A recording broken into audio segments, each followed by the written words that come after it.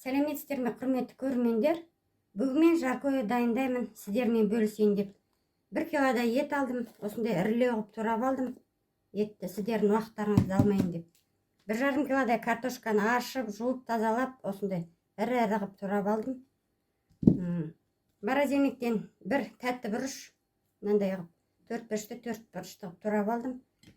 Морозильникке күзде салып қойған. Мынандай пияз, осындай жіңішкелей қылып турап алдым. Бір сәбіз керек. Домалақтап турадым. Қалай турасаңыздар да өздеріңіздің қалауыңыз.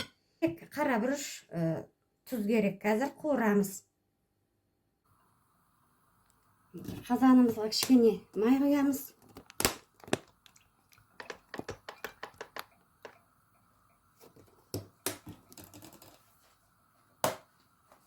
Ең бірінші етімізді саламыз. Етімізді қуырып аламыз.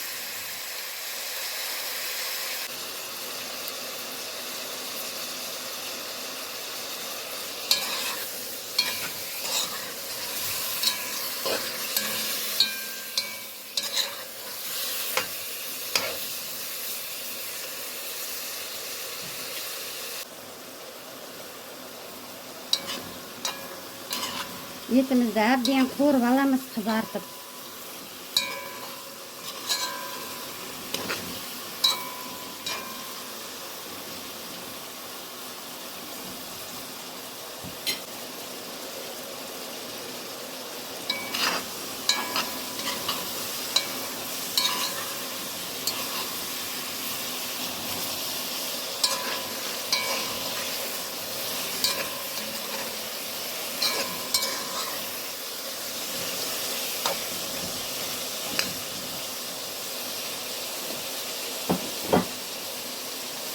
Енді пиязымызды саламыз. Бір жақ қуырамыз.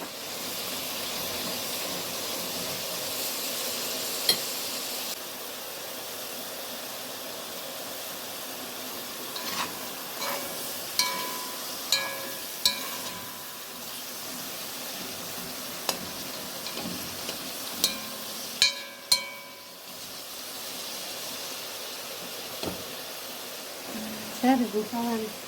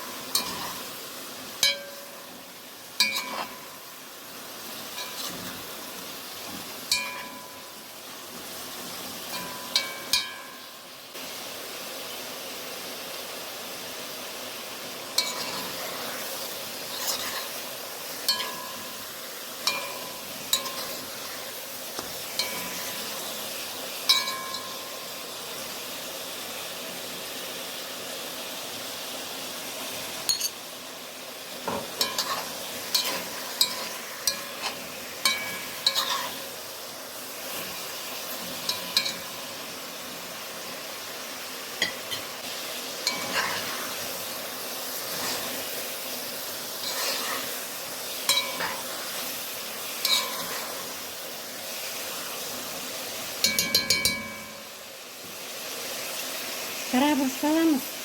Ас қасықтың үшімен. Бір ас қасықпен бір қасықтай тұз саламыз.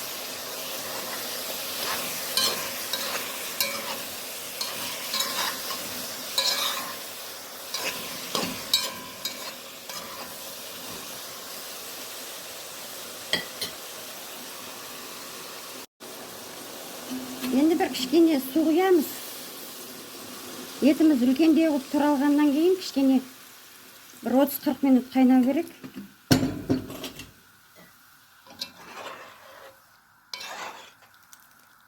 Кішкене су құйдық, енді қазанымыздың бетін жауып қоямыз. Бір 40 минутқа. Тамағымыз қайнап жатыр. 40 минуттан кейін картошкасын саламыз.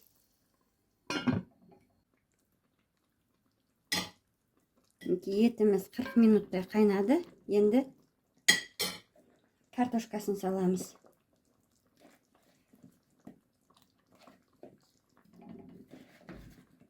Тұзын татып көресіздер ғой.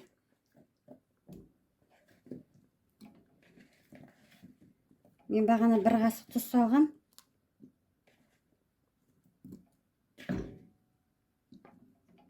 Тұзы татып да әйбат болып.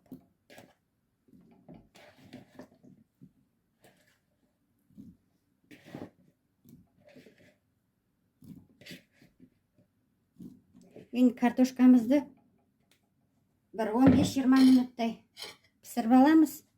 Мынандай сары картошкалар тез піседі. Көресіздер ғой, сіздердікі қандай картошка. Картошканың сортына байланысты байқап тұрасыздар.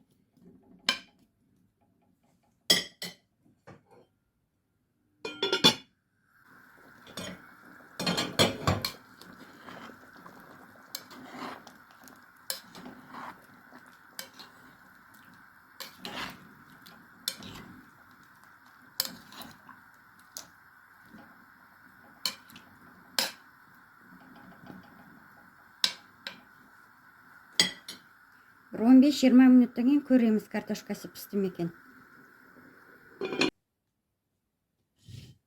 Құрметті көрермендер, тамағымыз дайын болды.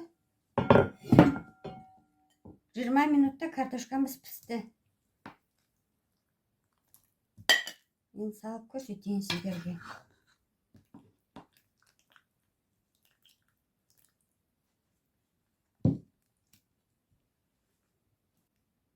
Осы рецептпен дайындап көріңіздер.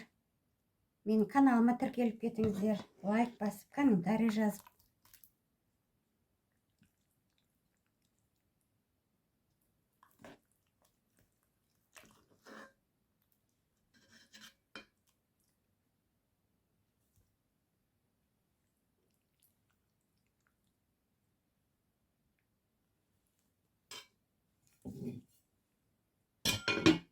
Неге құрметті көрермендер, осылай дайындап көріңіздер. Өте дәмді болады. Келесі кездескенше аман сау болыңыздар.